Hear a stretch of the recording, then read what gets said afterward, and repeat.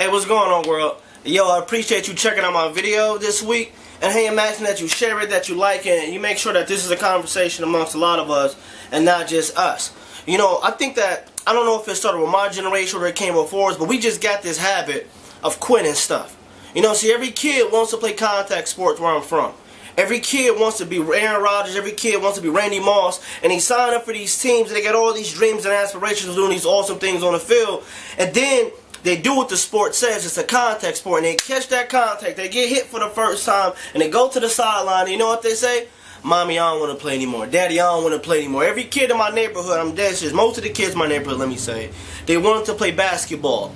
And they practiced all their little crossovers in the mirrors, went to the YMCA, did all the drills, and they went to their school, and they thought they was going to have a starting spot. But the little dude they were picking on, or the dude that they were laughing at, they play better than him, and they get a better position than him, and they start over this dude, and you know what he does? He says the coach has favorites. And see, the thing is, I don't know what it is about us, but we believe that we can go to war and not bleed. We think everything is going to go the way we want it. We think everything is going to go the way we plan. And what happens is, with these kids, what happens with these basketball players and football players is the same thing that happens with us. They hit something that hits back, and they quit. And they quit.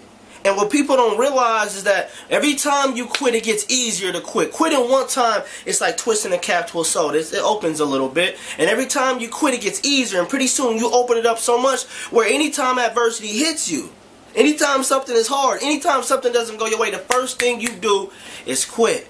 But I'm telling you, it's something powerful. I think it's God's strength. I think it's powerful when you go against something and you don't quit. I think it's powerful when you set your mind to do something and you go for it, no matter what the adversity is telling you. That you go for it, whether people are cheering for you, whether people are discouraging you. See, a couple of years ago, I was called to speak on a panel.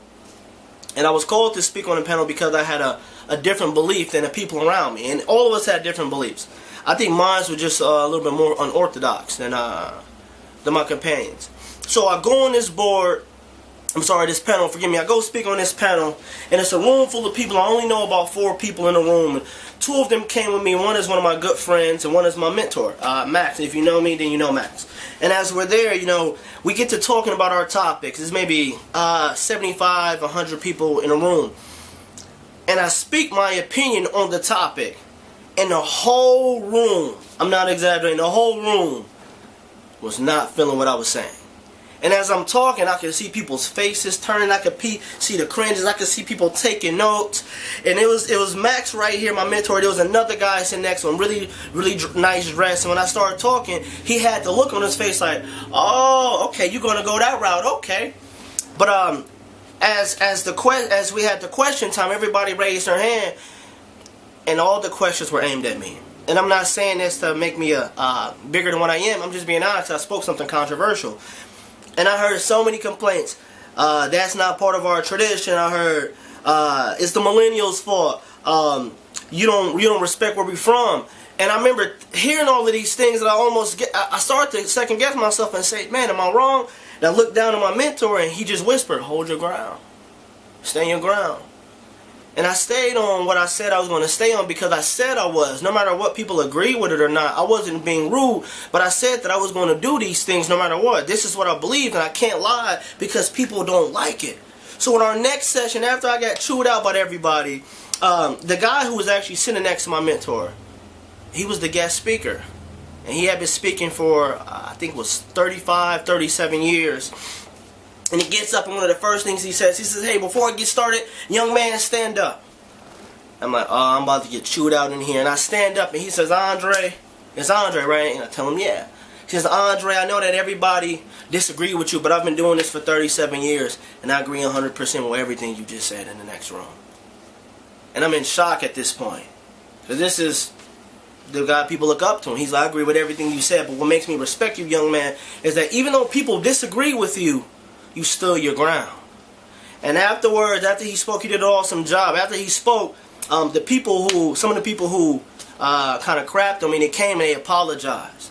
And see, for me, it wasn't about, the gentleman. I appreciate him saying his opinion, but it wasn't even about that. It was about me being true to who I was and saying what I said I was going to say, despite what everybody else thought. In that moment, I could have quit. And there's so many different times in our lives when adversity hits us, we quit. Just because something doesn't go your way, that doesn't mean quit. Just because you go into a job you don't like and your tire gets flat, that doesn't mean God is throwing you a sign. Maybe that means you really need to get there in the first place. Maybe that means God is really challenging you and saying, you prayed for this job, now how bad are you going to go for it? When adversity strikes, that does not mean quit. What it means is push.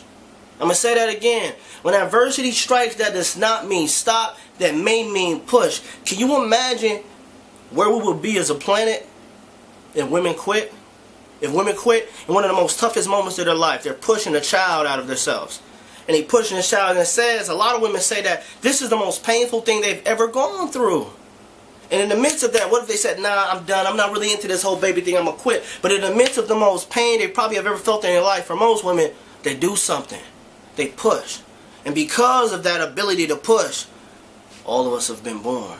The whole point of this is if you're going through something and things aren't going your way, if you've chalked it up and you say, oh, this is how it's going to go, and life has punched you in your face. You thought you was going to do these things and the job that you thought was going to go your way, it kicks you in your stomach. That doesn't mean quit. That means push. Because every time you quit, it gets harder to start something. It gets easier to quit, better yet to say. So what I'm telling you is this: adversity does not mean quit. It means push. So for wherever you are in your life, wherever you are, you don't have to quit. Maybe this is the sign that you're almost at the end and you got to push a little bit harder. The sweetest victories comes from the absolute toughest battles. And I'm encouraging you this week, don't quit. Have a beautiful one, and man, God be with you all.